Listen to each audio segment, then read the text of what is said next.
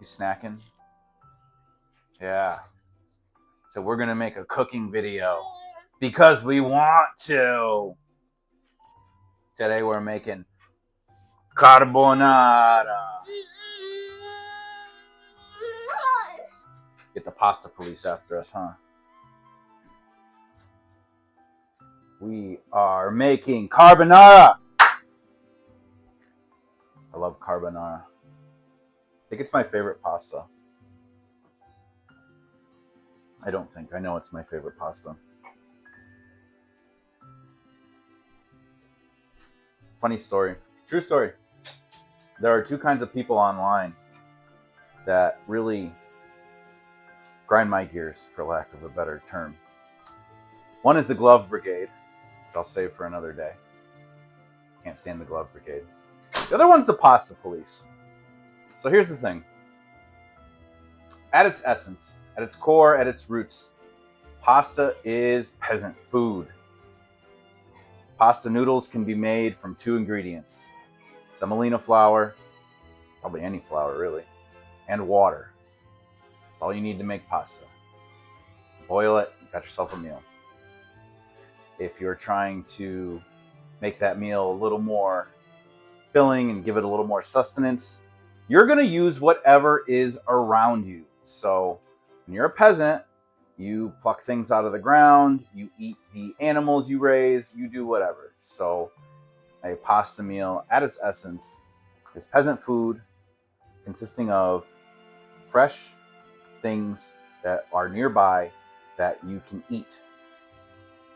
So when people get all high and mighty and hoity-toity about pasta online, it kind of amuses me, but also drives me nuts a little bit. That being said, I do think that words matter, and so we shouldn't call things things that they are not. So when I think of pasta, I do think names matter. So carbonara is carbonara, cacio e pepe is cacio e pepe, etc., etc. That being said, when you cook at home, you make things the way you want. So if you want to take some cured meat and some egg yolks and some cheese, and you want to add mushrooms and peas and whatever, go right ahead. That's what makes you happy. Go ahead and eat it. Now I would contend it's no longer carbonara, but I think of carbonara and the other four Roman pastas kind of the same way I would think of the French mother sauces, in that they're bases, they're fantastic on their own, but if you want to take them and evolve them into something more, go right ahead, but maybe give it a new name at that point. So our four Roman pastas are carbonara, pasta alla gricia, cacio e pepe, and amatriciana. Today we're going to do the carbonara. Carbonara is, at its heart, a super simple pasta that is really dependent on executing a good technique. So let's talk about our ingredients, because when you're doing a pasta like this, and what we're doing today is a super traditional carbonara, it's really important that you focus on the right ingredients. When we're talking carbonara, we are talking about a super simple set of ingredients, and those ingredients are important. So I want to kind of talk through today in a little more detail about what I'm using than what I might normally talk through. So first is guanciale. Guanciale is cured pig's cheek. I have a little less than half a pound here. If you can't find guanciale, use pancetta. If you can't find pancetta, go to another grocery store. Pancetta is literally everywhere.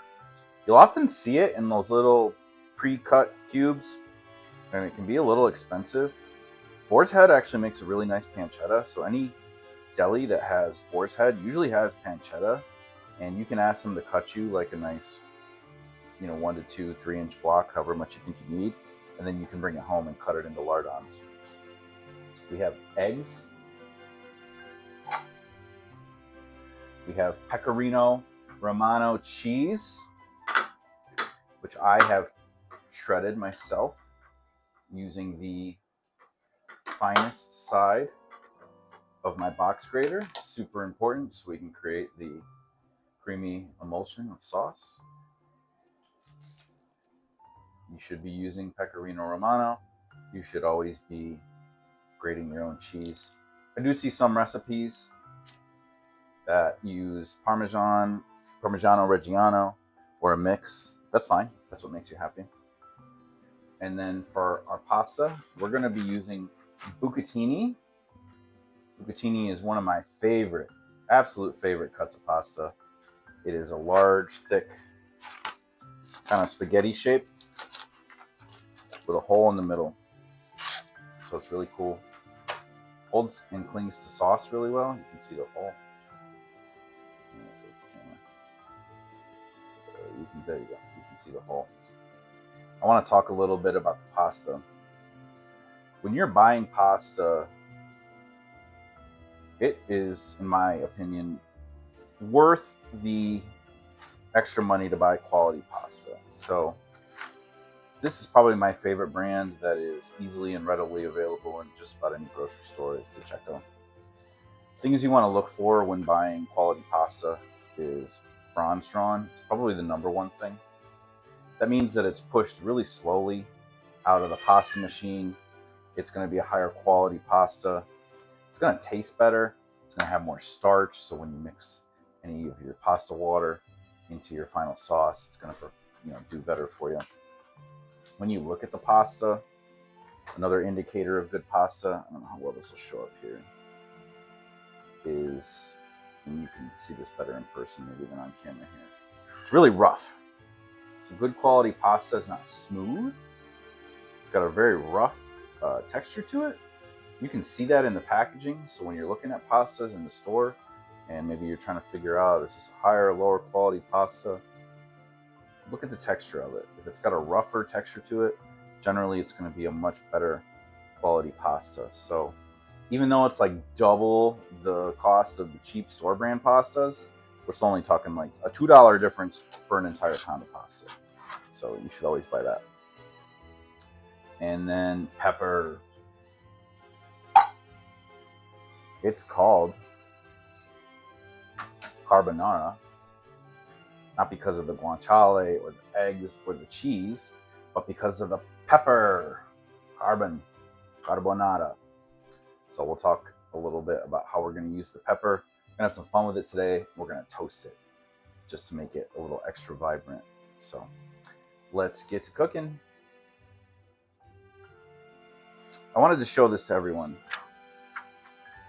The pasta police get on their high horse and do what they're going to do. This is an Italian cookbook, Food and Memories of Abruzzo. This book was published in 1998. Okay. And this book really speaks to how the culinary experience in Italy and the food is very regionalized. And as I mentioned before, at its core, pasta is peasant food, which means the people cooking and eating it were just using whatever was available around them to make the freshest food, usually quickly and as, to make them satisfied and full. So this book focused on the Abruzzo region of Italy, and it actually has a carbonara recipe in it that's quite a bit different than what we're doing here today. So when we look at this recipe, you zoom in on it here. Look at these ingredients. 1.5 pounds of spaghetti, 3 eggs, Parmigiano Reggiano, extra virgin olive oil, pancetta, heavy cream, and black pepper to taste. If you put this on the internet in 2026, the pasta police would come and get you. Just goes to show you how wrong they are. Pasta alla carbonara, the Coleman's spaghetti. Again, this is a nearly 30-year-old recipe from an Italian cookbook.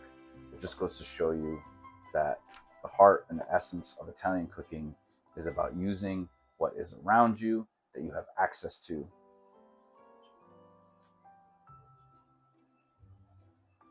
Okay, so to start this off, we're going to cut our guanciale into lardons. So we'll cut them about that thick. Then we'll cut them into strips. Besides the cheese, I already grated, and the eggs already cracked open. There isn't a ton of prep work involved in this dish. So we'll go ahead and cut these up into lardons.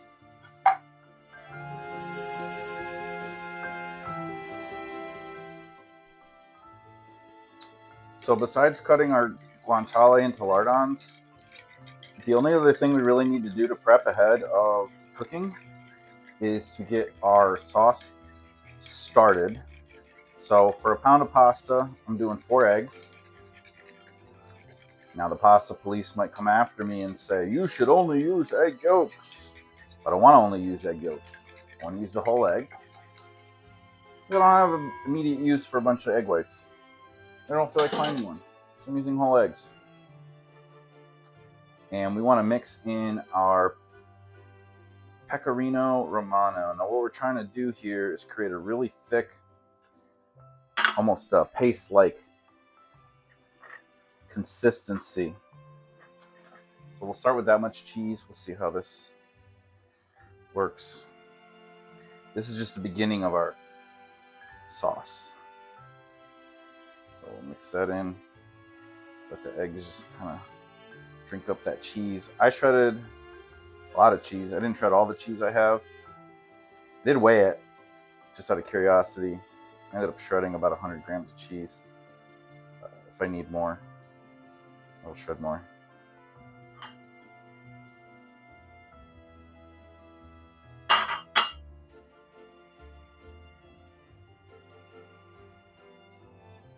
You know, this dish is not peasant food anymore. I think it was at first, but, or at least not in the United States, it's not peasant food. Guanciale is expensive. Pecorino Romano is expensive. So this is kind of a special pasta. It's not something that I make more than, you know, every few months, just a few times a year. Because it's my favorite. I love it. Around me, guanciale is like $30 a pound. So definitely not an inexpensive meat. That's looking pretty good. We'll just throw the rest in here. I'm going to freshly grate some on top for fun. You could go a little thicker with this, but I'm pretty happy with this consistency. And we'll make sure we temper it and mix it into our pasta before we eat.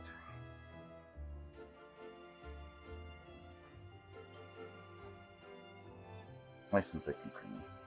Like I said, you could go a little thicker, but I think this will do just fine.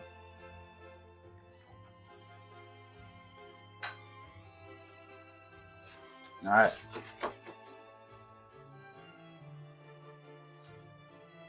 Got the oven on because we're going to make a little garlic bread with it. We're not going to cover that here today.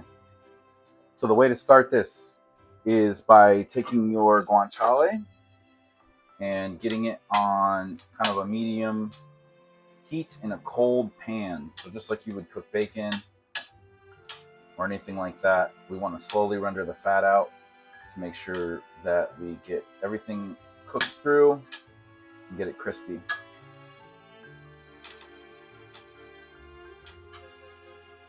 Got our water boiling for pasta. Now, one thing that you want to keep in mind here is guanciale is salty. Pecorino Romano is salty.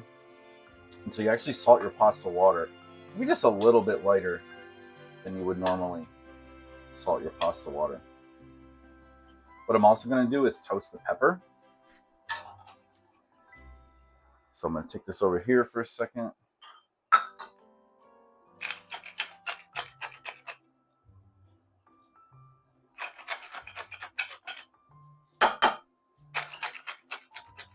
So one of the key ingredients in this dish is copious, and I mean copious, amounts of pepper. You don't have to toast it, but that's something I wanted to do. Just adds a little extra oomph to the pepper and the pepper flavor. Don't worry about toasting too much, because if you have some extra, just save it and use it for whatever. Toss it in some scrambled eggs the next day, or use it whatever makes you happy. So got a good amount of pepper here. Go ahead and get that one on. If you've never toasted spices before, basically what you do is you release their essential oils a little bit, and once you smell them and they're nice and fragrant, that's when they're toasted. So what we'll do is we'll let this cook out and render. We'll get our pepper toasted. We'll get our pasta boiling when this is about halfway done or so, and then we'll bring it all together and we'll eat it.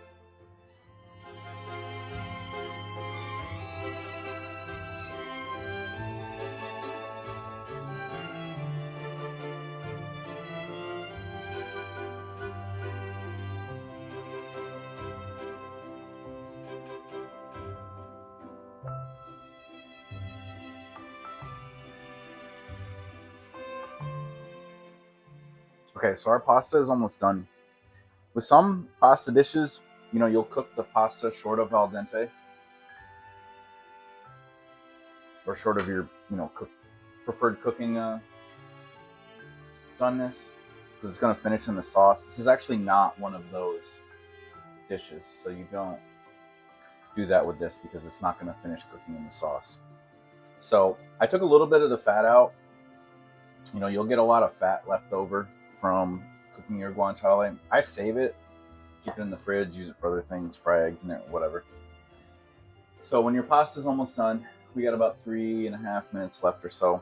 We're gonna start finishing building our sauce. So the first thing we want to do is we want to temper these eggs. So if we take these eggs and we mix them immediately with hot pasta, when that stuff's done, we are going to get scrambled eggs. So we're gonna start by mixing in some of our guanciale fat.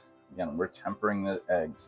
We are looking to make a creamy, beautiful egg sauce that's going to ultimately finish cooking with the pasta heat. So we've got a nice emulsion here already with the guanciale. Left a little bit of the fat in the pan, that's okay. I turn the heat off. I'll show you how we're going to finish this. We're also going to take a little bit of our pasta water. We're going to temper that into the egg as well.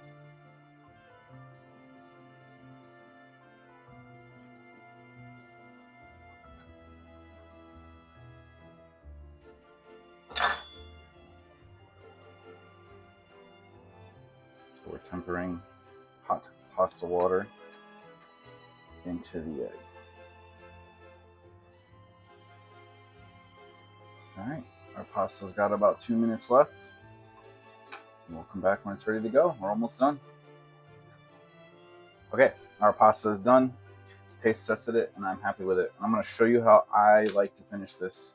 So we're going to make sure we get our pasta into our remaining guanciale fat with plenty of pasta water. I'm going to take what comes with it. You can always grab more if we need it. I'm going to show you how I like to bring all this together. So let's make sure we get every last bit of pasta out of this water.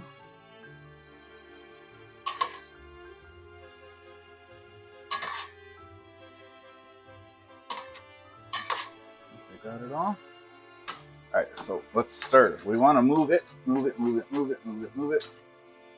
look at the bottom here. Make sure we got a nice emulsion of fat and pasta.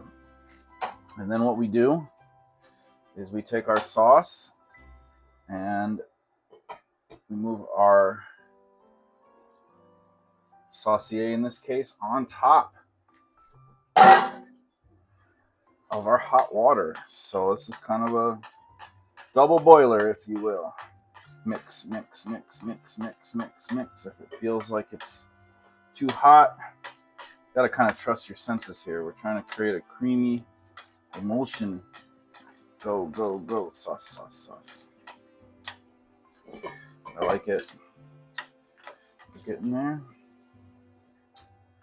One thing I think this needs is just a little bit more cheese. Trust your instincts here on this. So we'll get some finely grated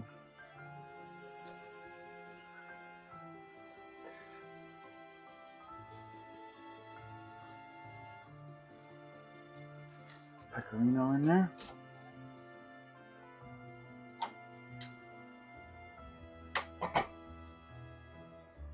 Off for a second so we can toss it. Toss. Yeah, that's what I'm talking about. Alright, that little extra cheese made a lot of difference. Look at that.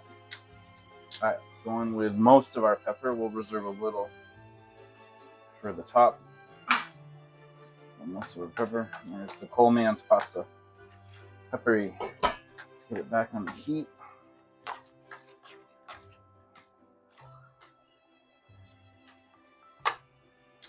Just like the pepper, we're going to go in with about half the guanciale. We'll use the rest as a garnish. Look at it. Look at that sauce. Noodles, pasta has soaked up most of the sauce. It's creamy. It's rich. It's going to be delicious and cheesy and peppery. Let's plate it up and eat.